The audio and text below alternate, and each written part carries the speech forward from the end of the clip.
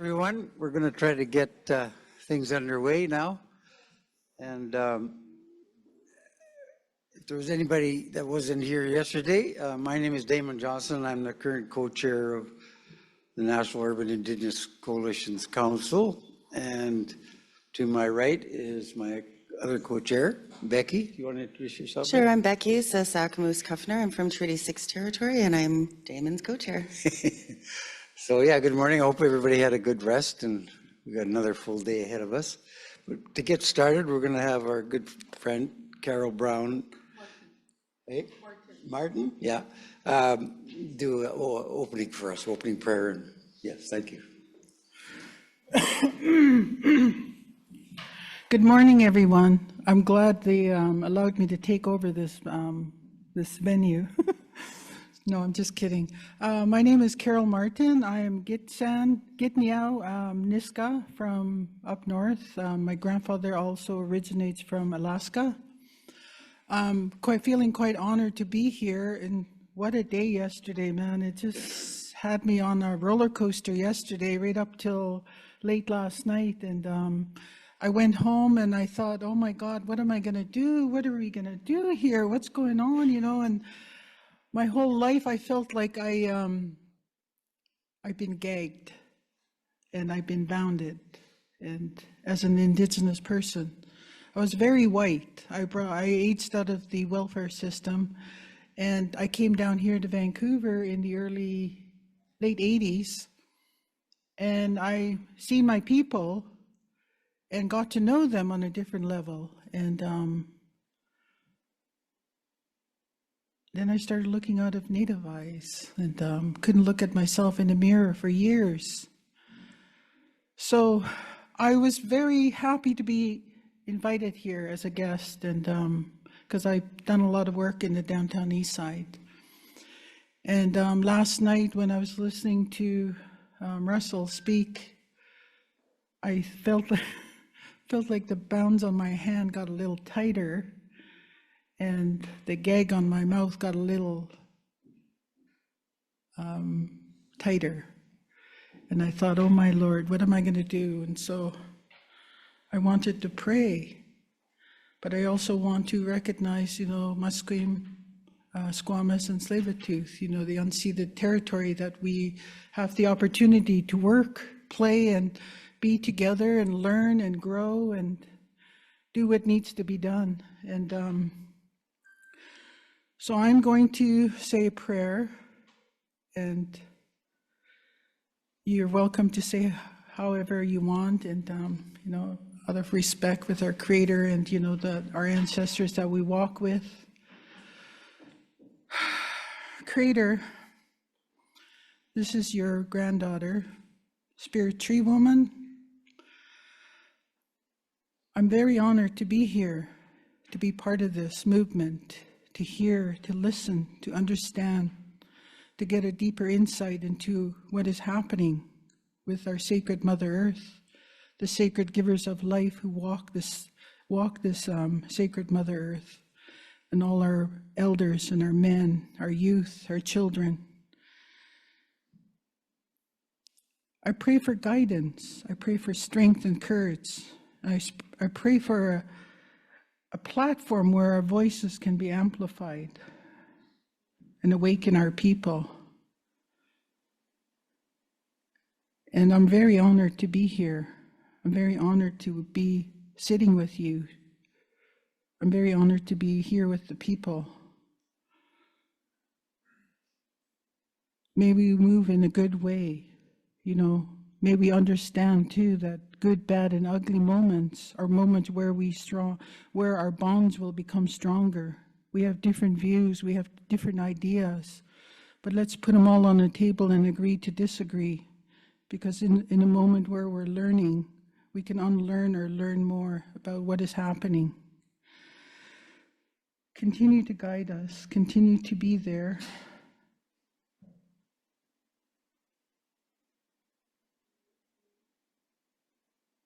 And hold us safely. All my relations. Thank you very much.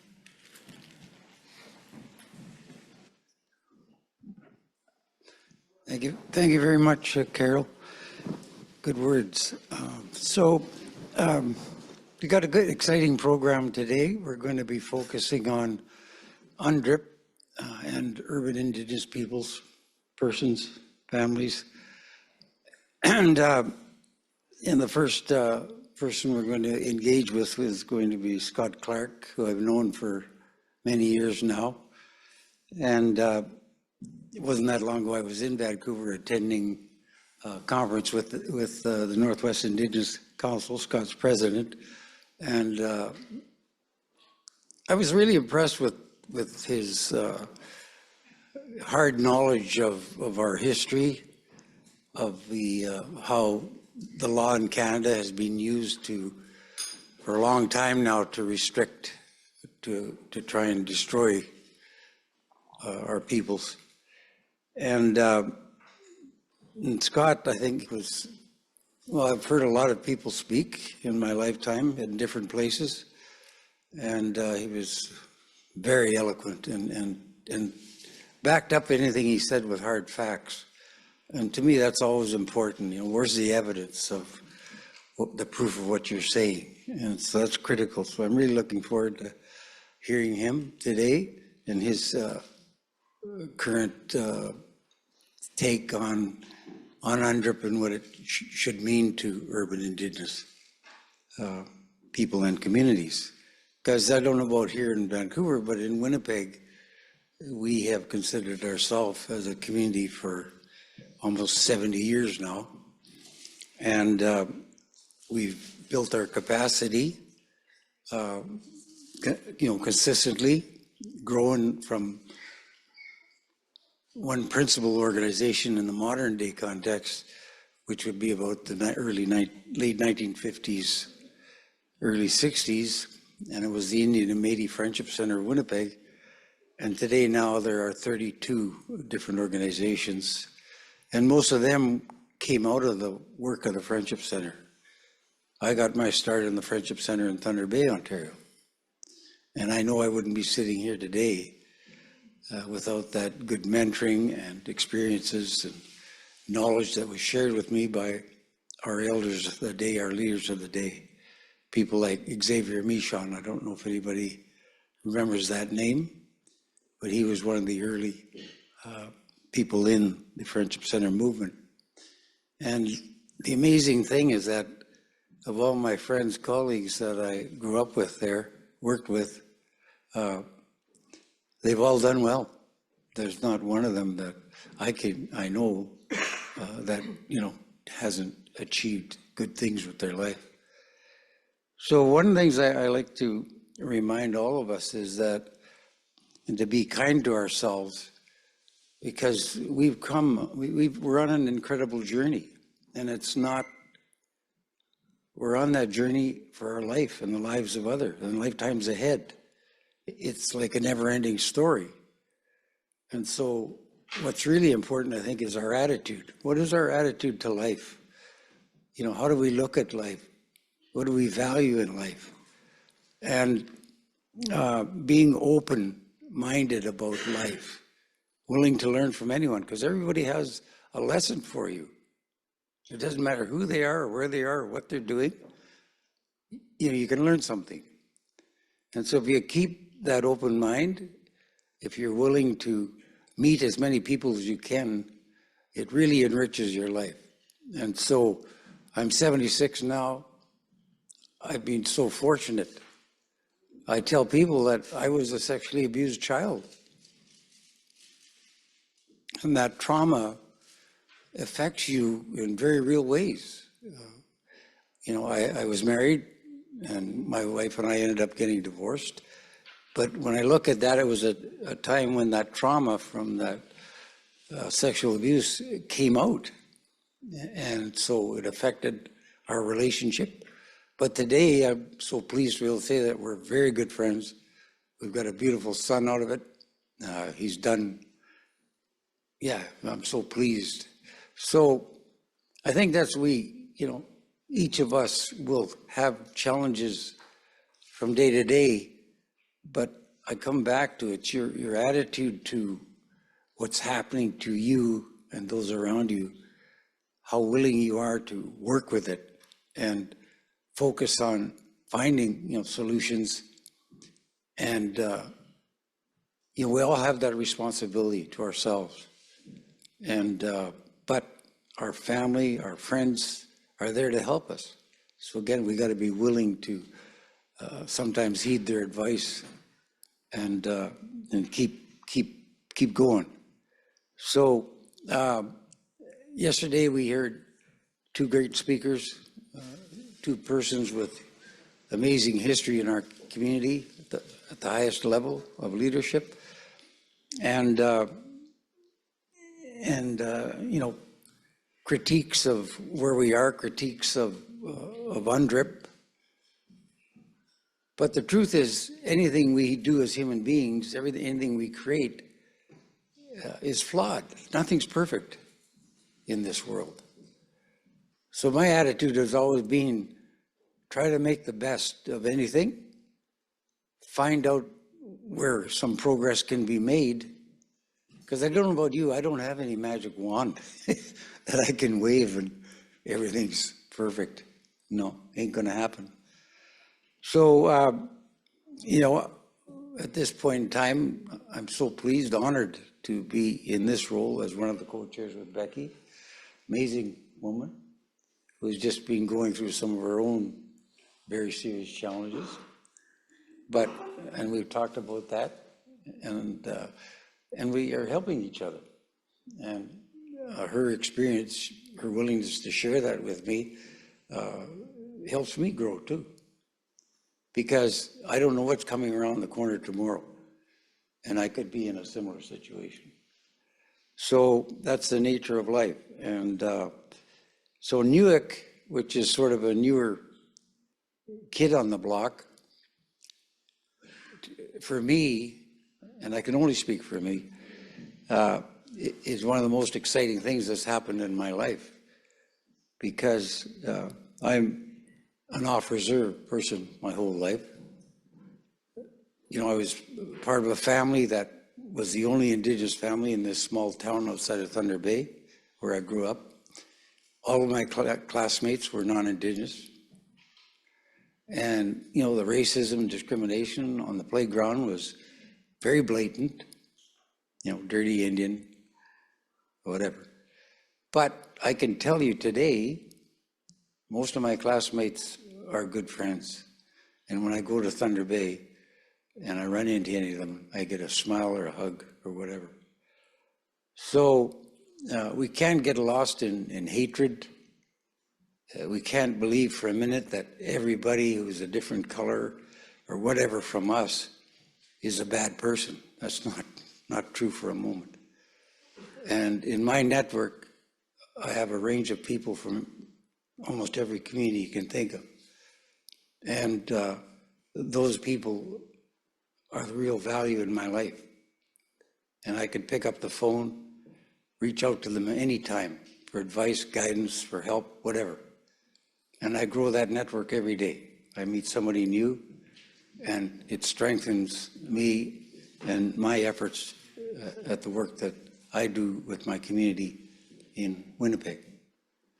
So again, NUICC now is, to me, is one of the most powerful structures we've ever started to create, because, as somebody said yesterday, 80% now of all Indigenous persons, families, are living off reserve. Many of our children now are born in cities. They have almost no connection, some of them, even though their parents are from a First Nation, they don't know almost nothing about that. And I know this because I get to talk to them. And then because they're much younger than me, and they're living in a sort of different kind of world now in many ways with all the technology. And, it's so enlightening to engage with them because they're in a different place than I am. And they're doing things that I'm so pleased because they're actually willing and able to reach outside the box, think outside the box, and do whatever it takes to make a good life for themselves and their families. So that's the powerful side of urban experience. And yes, a huge number of our people are lost in drugs and addiction and from intergenerational trauma and all kinds of abuse. But we're working hard at our efforts to make that better. And I know it's going to take time. And I guess that's why I get involved, is because I understand social determinants of health outcomes. And so it's my primary goal in life. And I think it's going to take at least 20, 25 years for us to bring our social determinants of health outcomes as Indigenous peoples up to the average of other Canadians. And so I know things like that 1 out of every 4 of our children live in poverty, 4 out of every 10 adults live in poverty, and right now it's not getting any better because the cost of living is going through the roof. So that's what I focus on. That's what has meaning in my life. I've got it made. I don't need anything. So, you know, dedicating ourselves to helping others, to doing things that will create more opportunity for our people, for our families, for extended families, or all our relatives. That's what's critical. And that's what I see the essence of the coalitions, is that the Indian Act broke us all up. And, you know, the efforts to keep us apart are still there, but not working. We're coming together. And our coalition in Winnipeg is getting stronger every day. And we're learning the power of shared voice, of shared purpose, of shared outcomes. And it is powerful. So that's why I'm here today, as long as I'm in this role. I'm sharing that vision with you, and I hope some of you have that same, or many of you have that same vision. And the worst thing we can do is constrain ourselves, or let anybody else constrain us. We've proven time and again now that we can do anything that any other human being can do. We just have to be willing. And we can do some of those things better. We can make this a better country. We've got to believe that. And we are doing it. And I like to example, so I'm going to finish up now, is we have a spirit house in Winnipeg called Thunderbird House, and I'm the current chair of the board there. And a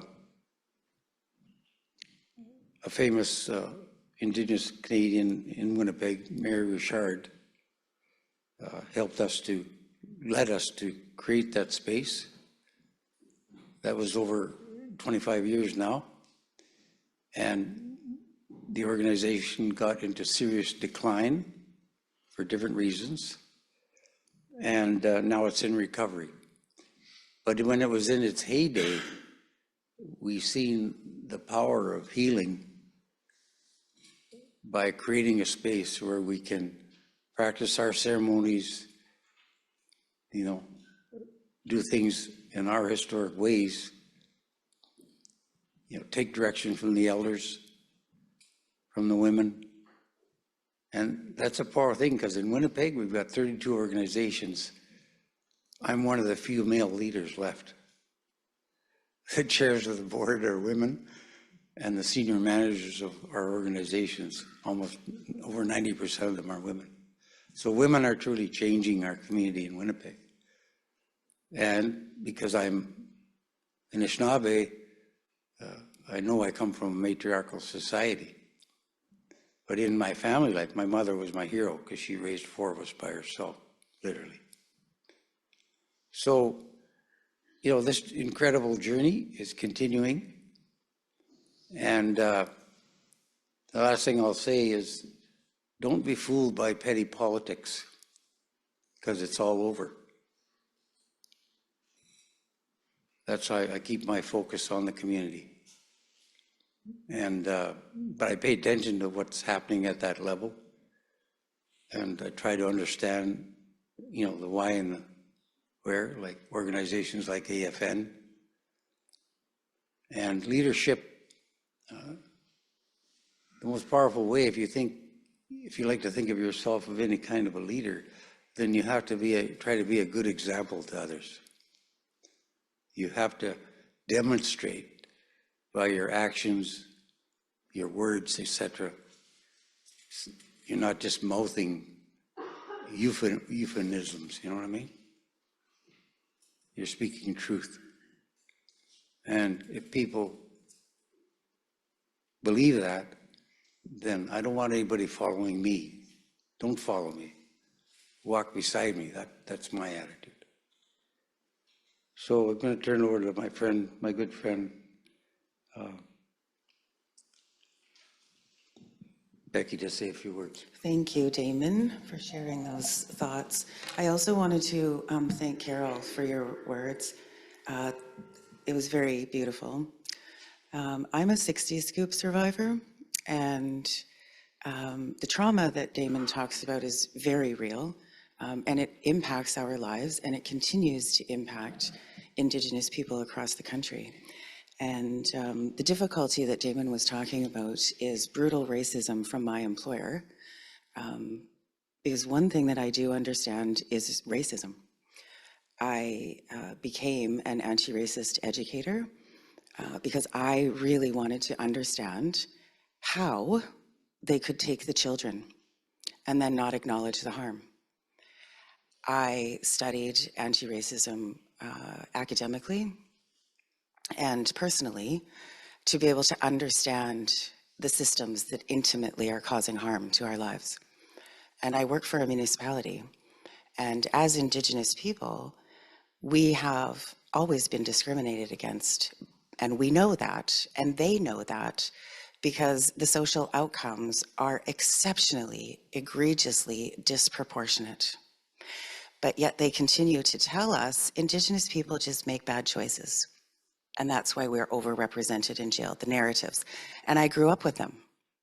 So I know what the narratives are. And as a very, very colonized Indigenous person for so long, I understand what you're saying, Carol, was so colonized, because that was the point. That was the purpose. And in the 70s, when I was born, being part of the 60s scoop was to colonize us.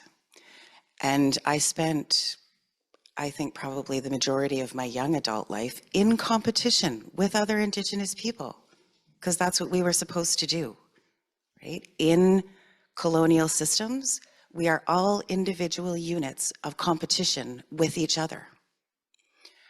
And I know that in my experience, I did harm other Indigenous people unknowingly, the same way that is happening within our systems over and over and over and over again. And our systems, when we see looking across the country, are not changing in any way. You know, we have pyramids, like Damon was talking about, and it's a hierarchy. And it was meant to be that way, and it is meant to be sustained.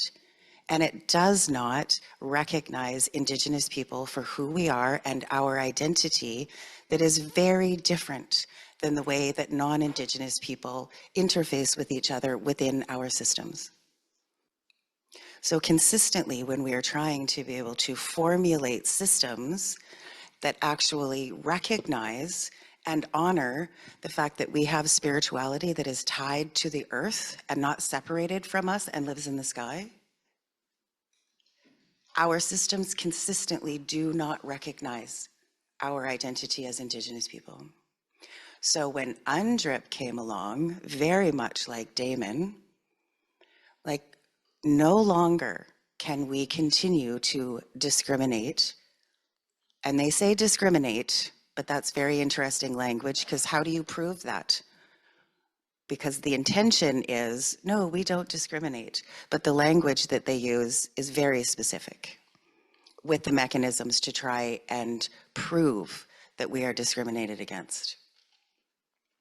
So within that, and understanding it's racism, systemic racism, but it doesn't look like racism. It looks like complex, intertwined systems of social management. But yet Indigenous people are consistently at the bottom and excluded from decision-making tables in our own lands and territories. And consistently, they do not address the harm, even though we have been saying and saying and saying and saying that our communities are hurt and hurting. And so when I started to learn about the UNDRIP and perhaps what that could mean in terms of making incremental change, because we have rights, we are rights holders in our own lands and territories. And so understanding that, I feel that it's a very, very powerful way of being able to begin to actually assert the fact that we have rights and we have an identity that is different than mainstream colonial decision makers. And I think it's important that we all learn and to understand how we can work together and not be in competition with each other, because that continues to harm us as well. So I'm grateful to be here. I'm grateful to have the opportunity to learn with you and to be a co-chair of NUICC and to bring this information. And I'm really grateful to invite our speaker, Scott. And Damon and Scott are old friends, so perhaps I'll let Damon introduce Scott. And thank you so much for being here, and thank you so much for listening.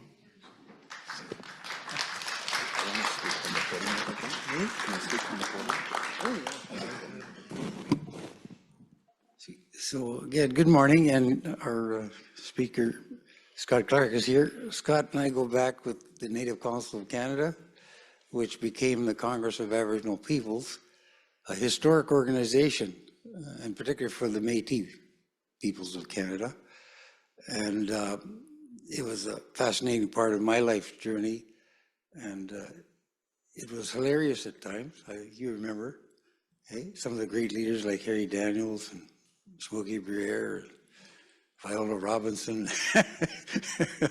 It just brings back so many good memories. But anyway, Scott, as I said earlier, is president of the Northwest Indigenous Council here in BC, and longstanding involvement in our community's politics at the highest level. And so he's a great speaker, so away you go, my friend. Can you use this thing? Yeah, you sure can. Good morning, folks. I'm one of those guys that gets up really early and gets everything done so that when I go to where I'm supposed to be, I'm there early, and if something messes up, I'm still got time to fix it. Well, this morning I was way over there at SFU over there, and then I went to another SFU, and then finally I got here. So, whoa. Anyways, good morning. I want to put my hands up to you, Damon, and the NUICC folks. The work that you're undertaking is absolutely incredible. I only have a short period of time to speak, so I'm going to do my best to be succinct, hit on some of the key issues about where we're from, where we came from, where we are, and where we need to go as Indigenous peoples, principally the 80% of us living off reserve. My colonial settler name is Scott Clark. I come from a Canadian Indian Act Band Council, which they now call First Nations, called Beecher Bay Band Council. I'm always mindful to tell the folks that it's not a nation. It's a band council of 220 people who managed to get through the system and be labeled as a status Indian.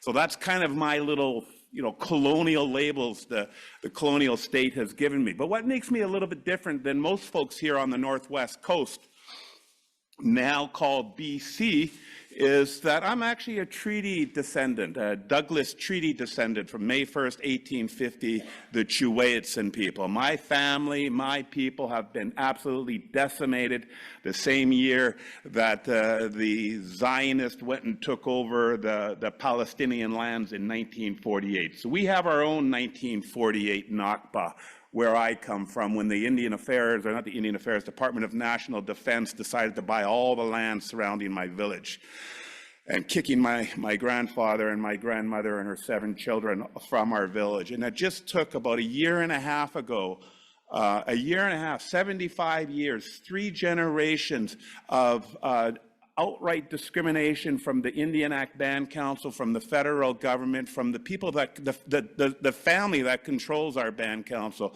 I just went home with my kid. I live in an RV with my dog. I don't have electricity or any of that stuff. I just did it. And I was fortunate enough to be in a position where I could just do it, if you will.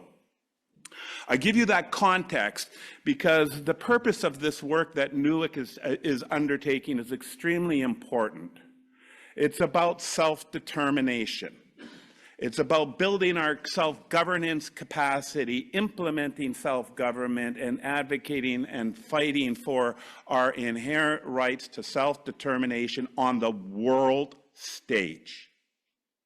On the world stage. Canada has been doing everything it can. The province of BC has been doing everything it can. The city of Vancouver is doing everything it can. The mainstream or lamestream media is doing everything it can to define our struggle. There's no media here today, although there should be, because 80% of the Indigenous populations live off the reservations. They try to dictate our narrative of who we are, what our struggle is, and what our issues are based on what they fund. The whole premise of the Indian Act when it was first put in place in 1876 was just as a temporary measure while the Indian died off, and there wouldn't be an Indian problem in this colonial construct called Canada. Well, around 1930, 1925, 1930, our demographics started to shift. We have the highest growing fertility rate and continuing to grow across this colonial construct called Canada, a 3.36 fertility rate. We have 50% of our young people are under the age of 50. 80% of our population live off reserves. 50% of them live in large urban centers clear across this country. And every large city has a ghetto. And you are in ground zero right here, right now, in the downtown east side. It's like a refugee camp. It's a ghetto. It's easy to get out or get in, but it's extremely difficult to get out. Social housing is built in these type of communities because the land value is cheap. You funnel the Indians into the downtown east, in this case in the downtown east side, and then the social determinants of colonialism take over, and then we start harming our own people. That's why you see so many homeless peoples in this country, in this city, in this neighborhood. That's why you see so many missing and murdered Indigenous women, girls, two-spirited men, and boys.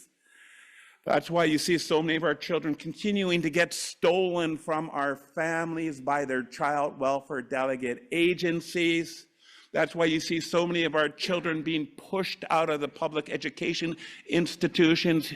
This isn't just a one-off.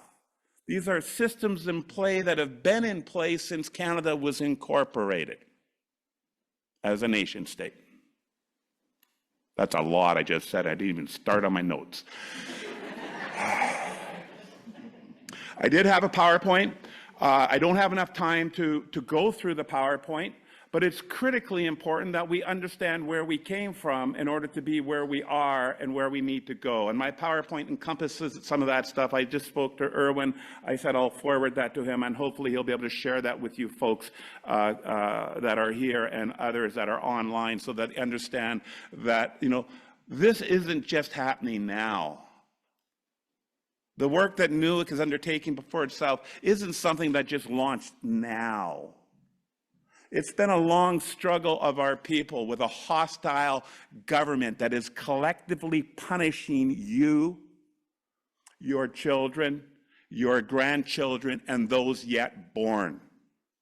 They hide behind their Constitution, Section 9124. They've been hiding behind that forever, saying that they're not responsible for Indians off reserve. They're only responsible for the Indians that are living on the reserves, which is only 20% of the Indigenous population, which is about 60% of the status Indian population, and they've maintained that position. And the provinces always says they're not ours, the feds say they're not ours, and then the Congress of Aboriginal People, of which I'm a director for BC as the president of the Northwest Indigenous Council, Harry Daniels, the former president that Damon just spoke to, launched legal action against Canada, against its Section 9124, against its discrimination against the non-status and the Métis peoples living throughout Canada. 17 years later, 2015, we won that court case. The federal government has that fiduciary responsibility. That was 7 years ago. It's 2015, it's 9 years ago. And they continue. So now they can't do that argument anymore. So they got a new one. And the new one is called distinctions-based approach.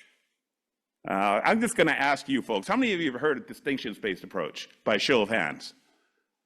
All right, that's about a good 50% of you. I just came back from the island over there. We did community forums in Campbell River, Nanaimo, and Duncan. I've done many of these gatherings throughout the province of BC, and very rarely do I even get one person that has heard of distinctions-based approach. This is the reconstitution of Pierre Elliott Trudeau and Jean Chrétien's 1969 white paper, all dressed up with some really nice, rich, beautiful, red, expensive lipstick, and they put it on that colonial pig and they call it reconciliation, and we're supposed to buy it. That's what's going on in this country right now. 8 years of the federal Liberals. 8 years, and I know in this place that we call British Columbia, 45% of the homeless population in this province are urban Indigenous peoples. Well over 50% of the missing, murdered Indigenous women, girls, Two-Spirit men, and boys, well over is Indigenous, principally urban Indigenous peoples. 62% of the children that are stolen from our families and our communities, 62% in 2024, are Indigenous. This is after 8 years of, 20% of the opiate deaths are Indigenous.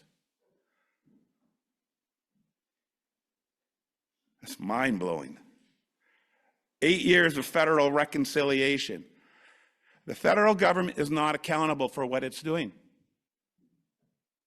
The NDP, we had an NDP spokesperson here the other day telling us about how great the NDP is. Why isn't the NDP standing up and saying, what is going on? Why are you continuing to oppress this large urban Indigenous population after 8 years of reconciliation?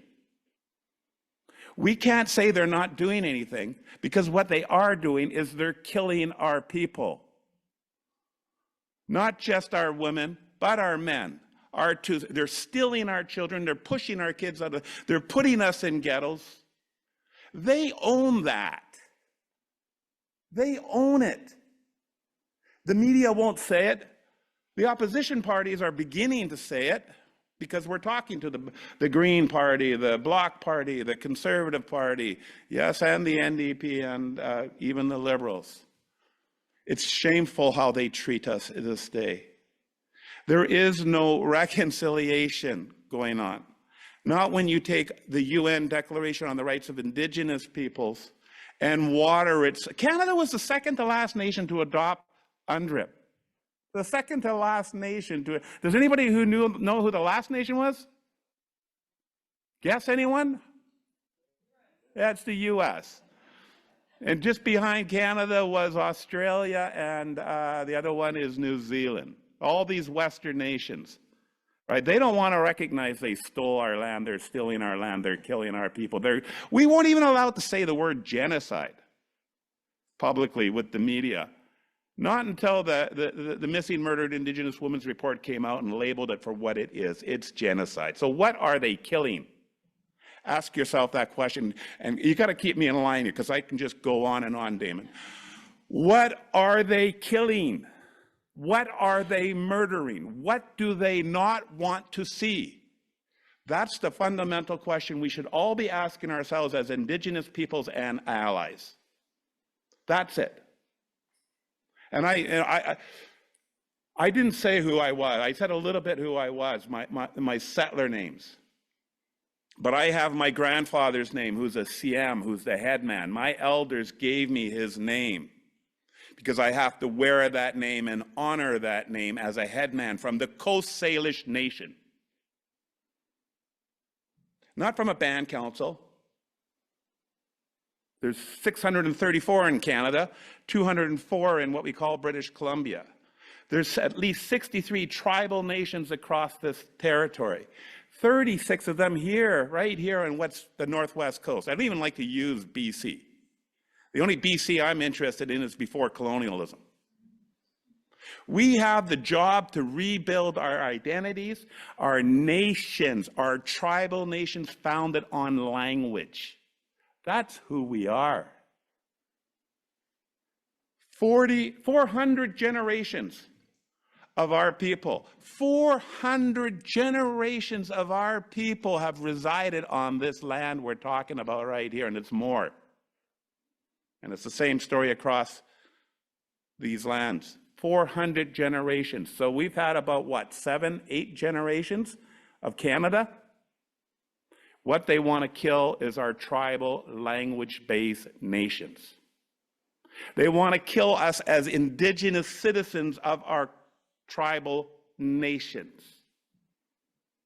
They want to turn us into band councils or municipal-style governments where we're regulated to federal, provincial, and municipal laws. They want to take us away from the world community of who we are as a people, of the world. That's the trap of Canadian colonialism. We've seen yesterday, and I heard a little bit when I got here, a little late because of me, about how we as Indigenous organizations, we as Indigenous peoples, we're becoming like them. When we get an organization, we get all territorial. We're better than you because we serve more people. Or we kiss the government's ass over here. And they play us off left, center, and right. And we do it. We do it because we forget who we are. We forget about our nations. We forget about our responsibility as leaders to be rebuilding those nations. I'm glad I put my hands up to the Haida, the Tahltans, the Tlinkits, Niska, Kootenays, I can never say their name, because they're acting on a land-based tribal nationhood. We have pockets, we have resistance happening in some areas, but it doesn't go far enough. Because I don't care who you are or where you come from, whether you're an Indigenous person or you're a non-Indigenous person, if you're in Coast Salish territory, you're a settler. It don't matter. So, if we've been here for 400 generations, how did my ancestors, my Coast Salish ancestors, welcome in the Tsimshian when they came into our territory? How did they welcome in the Haida when they weren't butchering and doing all that nasty stuff to our people? How did we do that? What did it look like? And the answer is really simple. It's not complicated. Colonizers like to say it's complicated, but it's not complicated. Because when the Haidas would come to my territory with good intent, that didn't happen often, we gave them land. We made sure they had access to food. We brought them into our big house. We welcomed them. We kept the Tlinkits way over there because we knew those two were fighting. This is who we are as Indigenous peoples, as citizens, not members. Citizens. Only a sovereign can assign citizenship. Canada is blocking us today. They don't want us to be able to rebuild our citizenship and our nation. Could you imagine if the Crees joined as one? Wow. How many provinces do they cross over? how powerful they would be every which way. Forget about these provincial colonial boundaries. That's why we don't call ourselves NWIC of BC. We need to do a name change on that. Okay, I'm going to stop real soon. The work you're undertaking is extremely important. The NDNIC band councils across the country, we saw what a mess the AFN is in. We saw the annual assembly here in unceded Coast Salish territory, where the chief stood up and said, we want 10 years forensic audits. And rightfully so. They passed that motion in assembly. Well, then I went over to the other coast, the Mi'kmaq territory, and I watched them remove the national chief for doing her job. A woman of strong character, resilient, committed to our people and our nations, was so disrespectfully removed. I don't know where she is, but we should be bringing her to NUICC. Is she out here? I don't know that, but she should be at these events, because the thing is, the Indian Act is getting in our way. Those band council chiefs do not have the interest to unite as one and fight as a tribal nation internationally on behalf of who we are. I met with the leader of the Conservative Party, Pierre Poilievre, I think his name is, and he was saying about how the AFN, the ITK, and MNC have become echo chambers of the federal Liberal government. I could go on. I went to the Indigenous Games back east. I didn't go there. I was just there and I left. And then they introduced the Prime Minister. There was like 6,000 Indigenous youth there that all booed that bastard. Oh, I laughed. I smiled. Because the Indian Act chiefs are loving them. They're blanketing them. They're putting headdresses on them. That's their guy. He owns the AFN. So the only way we're going to do it as Indigenous peoples, as Indigenous citizens, as Indigenous warriors, wherever we come from, is to always build on the unity principled position. Wherever your coalitions are working, you must recognize whose territory you're on, the tribal territory. You must uphold and honor the history of those people and their struggle to rebuild their nations. And yet they must also recognize your mobility rights. Mobility rights. Just wherever you go in government, just say mobility rights. They'll piss them off. They don't like us talking. We're only an Indian when we're on the res. That's how they treat us. Start using the word mobility rights. Our ancestors had mobility rights. Now they're using the Indian Act Chief and Council through the so-called treaty process, if you want to call it that, to say that we're only Indians on the reserves. Okay, I got 2 minutes. Unity. The goal has to be clear: self-determination. You're not going to get there tomorrow. The work you're undertaking, Mr. Johnson, is huge. You need friends. You need meaningful partners. You got to start uniting the coalitions that you have. You need to start partnering with organizations like CAP and the Native Women's Association of Canada. We have a new national housing organization called NUICC. I'm on that board of directors. They've been trying to kick me off since I got there. Not they, just a couple of them. I'm going back to the AG. I intend to get that seat. We have to unite, because the Indian Act Chief and Councils will not do it for us.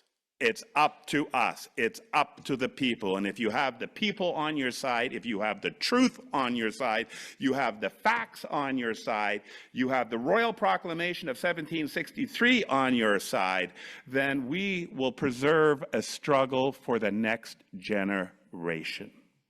Be kind to each other.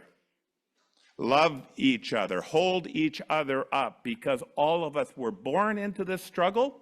We will all die into this struggle. We will become a statistic with they used to call it Department of Indian Affairs, and now they call it CERNA. And they're going to have another name come up soon, or ISC, or whatever they call themselves. I don't even know. I don't even keep up. It's like ISIS. You guys all remember ISIS? Then they changed the name to ISIL, and then they got tired of that name, so then they changed it to Daesh or Daesh. Colonialism and colonizers only know how to reconstitute themselves. Like I said earlier, putting that rich lipstick on a pig and calling it reconciliation. There's never been reconciliation with Canada, and I would share with you that the only reconciliation that should be important to us as Indigenous peoples and organizations is we reconcile with each other. We are the rights holders. We are the people. We are the ones with the sacred responsibility to protect our children, our grandchildren, and those yet unborn. That's our job. Not the organization we represent, not who I'm competing with for an RFP for a program. No, it's about uniting and teaching our young people, and I can't stress that enough. I hope NUICC gets a youth board of director on your thing, because I got a few for you. Get our youth engaged, inform them, change the narrative. As long as we're using their languages, their narratives, their legal systems, it's going to sound complicated. But I'm telling you, we're talking about our nations, we're talking about our citizens, we're talking about authority, and we're talking about the resources to care for our own people. Those are my words I got to share with you. There are numerous models of urban self-government. The Royal Commission on Aboriginal People identified 3 or 4 models. I hope you're looking at them. The coalition model is one of those models. And it's up to us to start speaking our truth and building our leaders so we have a struggle to preserve for future generations. On that note, I put my hands up to you, Dwayne, and the huge work you got ahead of you. The Congress of Aboriginal People, I know we've been meeting, we're going to meet again. I really hope to see the organizations come together on a national level, provincial levels, and local levels, and demand the full implementation of the unfettered UN Declaration on the Rights of Indigenous Peoples for all of us, for all time. Ha'ichka Osia. Okay.